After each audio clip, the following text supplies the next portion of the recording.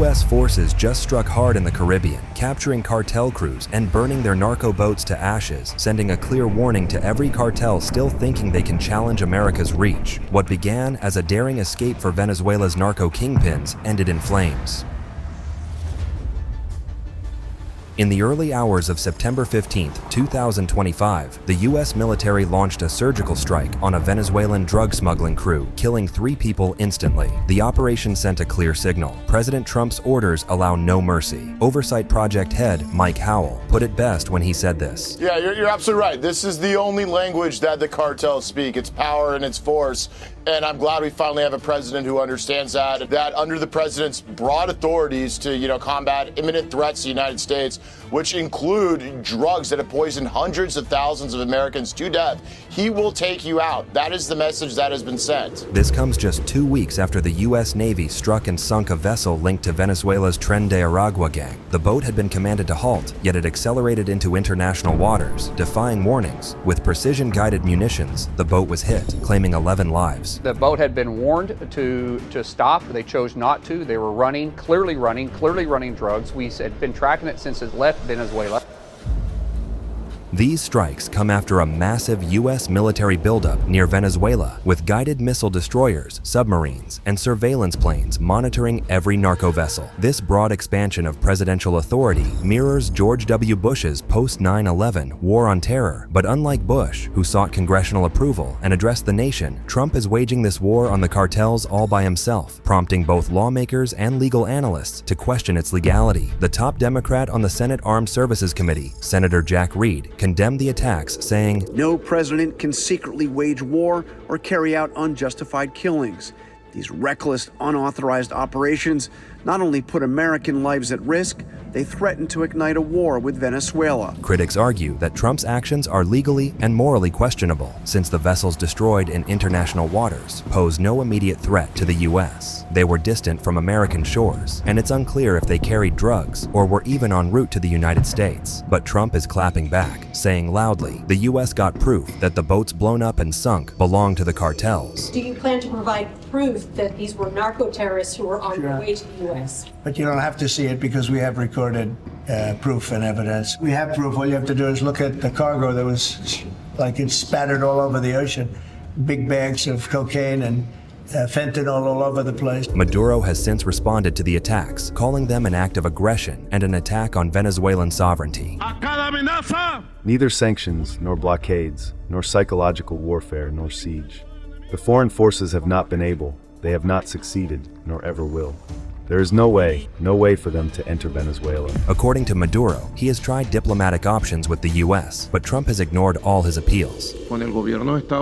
Today I can announce that the communications with the government of the U.S. are thrown away. They are thrown away by them with their threats of bombs, death, and blackmail. That's not how we operate. Venezuelan Foreign Minister Ivan Gil pointed out that the U.S. should cease its military actions because of the security and peace risks it poses. The Venezuelan government demands the United States immediately ceases these actions that put the security and peace in the Caribbean at risk. He added that the military operations are harsh and aggressive, pointing to an incident on September 12, 2025, when a Navy destroyer spent 8 hours searching a Venezuelan fishing boat following a drug tip, but nothing was found. They boarded the Venezuelan vessel with 18 men armed with long guns. Caracas is now claiming that every boat destroyed by the U.S. belonged to innocent, unarmed fishermen, not cartels. Maduro is appealing to the United Nations to halt what he calls Trump's illegal and hostile military operations in Venezuelan waters. Trump's response: to be honest, if I were a fisherman, I wouldn't want to go fishing. Just a nice, let's take a little trip, because I'd say, man, maybe they think I have drugs downstairs. I don't want that. Every vessel navigating the Caribbean is now considered a potential drug smuggling target. Trump's stance is clear. The U.S. isn't backing down and is willing to use all its military might to crack down on Caribbean cartels. President Trump has been very clear and consistent. He's prepared to use every element of American power to stop drugs from flooding into our country and to bring those responsible to justice. And the tensions in the Caribbean region? It's escalating. F-35 stealth fighter jets just arrived in Puerto Rico, joining the U.S. naval operation, each capable of striking with near total impunity. U.S. F-35 fighter jets are arriving in Puerto Rico as Tensions with Venezuela continue to increase. At least 5 stealth fighters were seen at the regional airport, according to images released by Reuters. But the choice of Puerto Rico is far from coincidental. It's deliberate. Its close location to Venezuela positions advanced U.S. air power just minutes from South America's northern coast, signaling Washington's ability to strike on short notice. In addition to fighter jets, U.S. forces have deployed attack helicopters and MV-22 Osprey tiltrotor transports, broadening both combat and logistical options for commanders.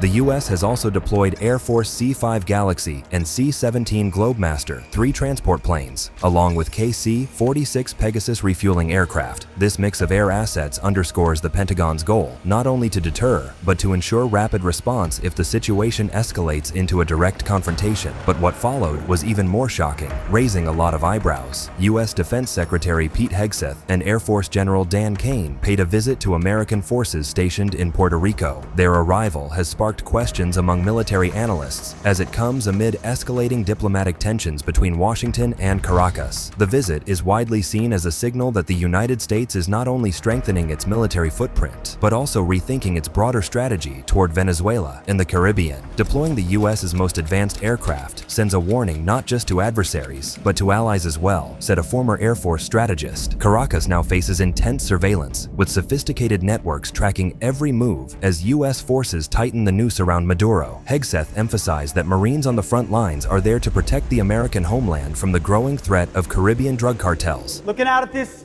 Caribbean, on a floating island of American power, on the front lines of defending the American homeland.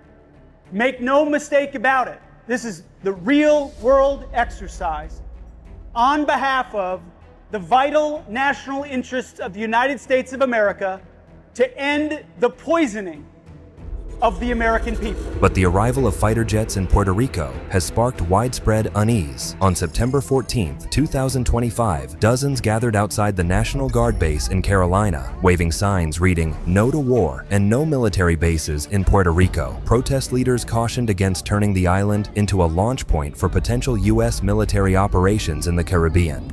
No queremos más reclutamiento militar y no queremos tampoco la existencia de esta base. Ahora tienen una excusa para invadir a Venezuela.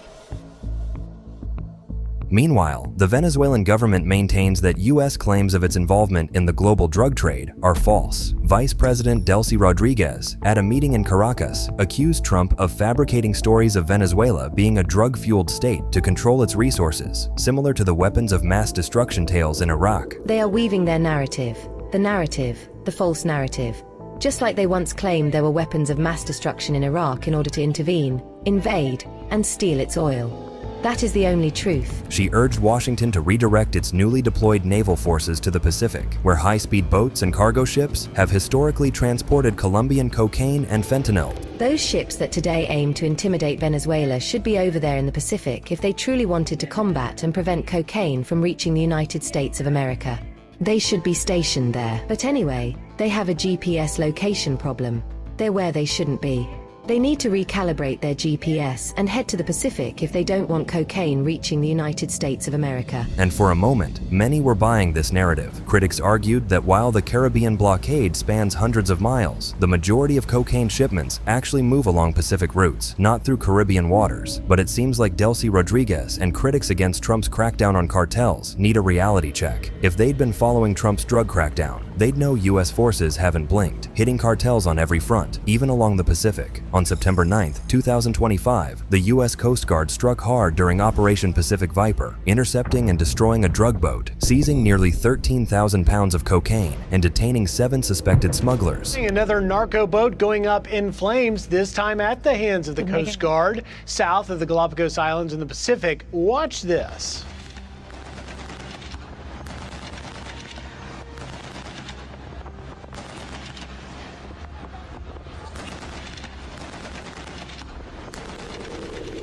The Coast Guard announced that Operation Pacific Viper has intercepted 40,000 pounds of cocaine, averaging more than 1,600 pounds seized daily since the operation began in early August. So if U.S. forces were truly only focused on the Caribbean, as Delcy Rodriguez claims, how do we explain these massive numbers? The message is clear. The U.S. is targeting cartels across every smuggling corridor, but analysts warn the traffickers will likely adapt fast, as American forces appear to have sealed off every maritime route. The scary thing is the boats aren't their only technique, right? They've made massive strides in kind of their use of drones, not only to transport drugs across the border, but to attack each other south of it, and they're going to find a way. But Trump remains unyielding, declaring that U.S. forces will intercept and annihilate the cartels and their dangerous shipments, regardless of the routes they choose. We're telling the cartels right now, we're going to be stopping them too.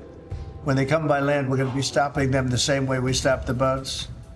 And you'll see that, but maybe by talking about it a little bit, it won't happen. If it doesn't happen, that's good. Trump has made it clear that the U.S. presence in the Caribbean region is strictly about the crackdown on drugs, which is responsible for the deaths of thousands of Americans yearly. Do you think it's worth sending our forces, our U.S. forces there to take this on? Cartels where? Central Latin America. Latin America's got a lot of cartels. They've got a lot of drugs flowing, so we want to protect our country. But they killed 300,000 people in our country last year, and we're not letting it happen anymore.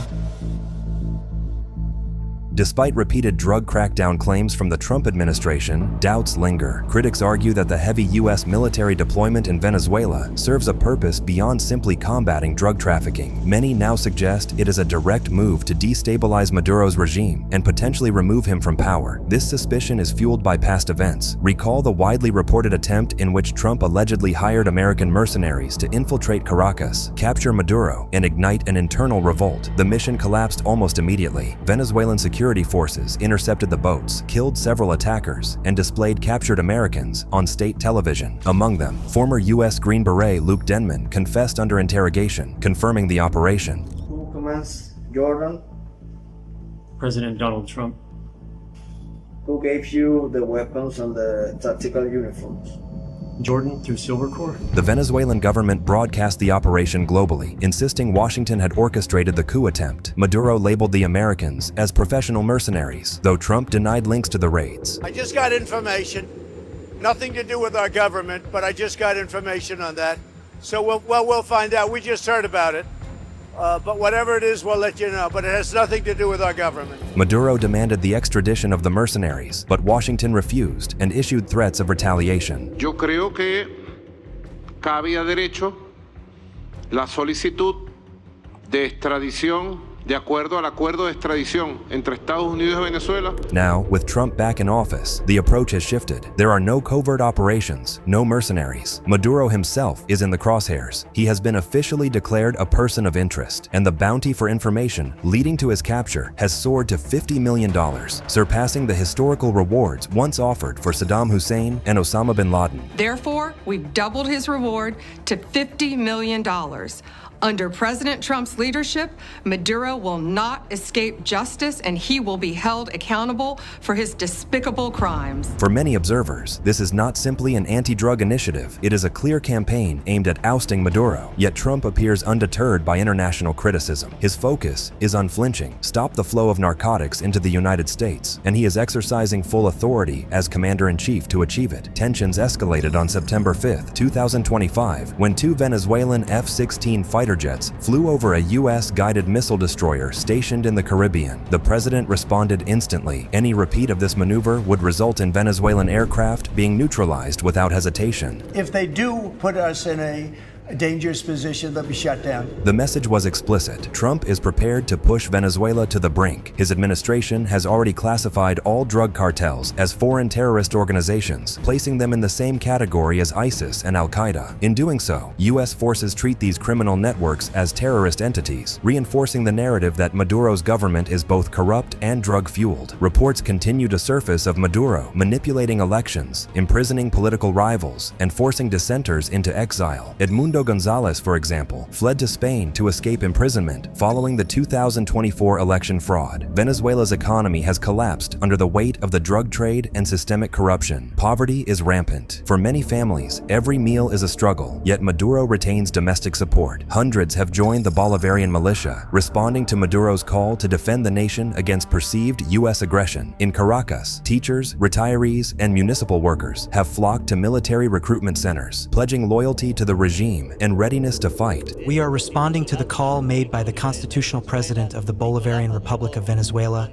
Nicolas Maduro, as we enroll in the Bolivarian militia to prevent any empire from setting foot on this homeland of liberators again. The paradox is striking. While thousands rallied to defend Maduro, millions continue to flee Venezuela annually, seeking safety and opportunity abroad. If the regime were genuinely improving the economy, why are so many citizens leaving? With U.S. forces increasing their presence in the region and preparations for a potential attack underway, analysts warn of a dangerous escalation that could spiral into full-scale conflict. Maduro is obviously very nervous. You could tell by his reaction, and I think the United States likes to put him in that kind of position.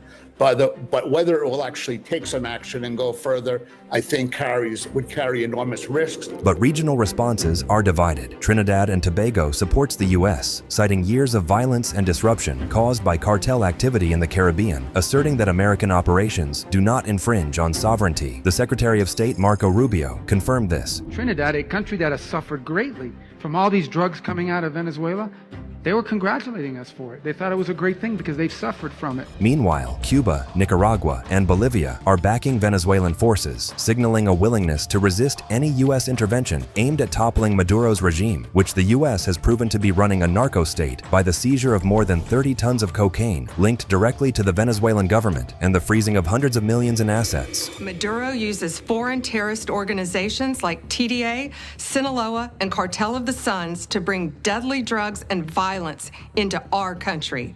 To date, the DEA has seized 30 tons of cocaine linked to Maduro and his associates. The DOJ has seized over $700 million of Maduro-linked assets, including 2 private jets, 9 vehicles, and more. Yet Maduro's reign of terror continues. But as the Caribbean becomes a high-stakes theater of military posturing, political maneuvering, and drug enforcement, one question looms: will U.S. pressure dismantle the regime peacefully or ignite a regional conflict with far-reaching consequences?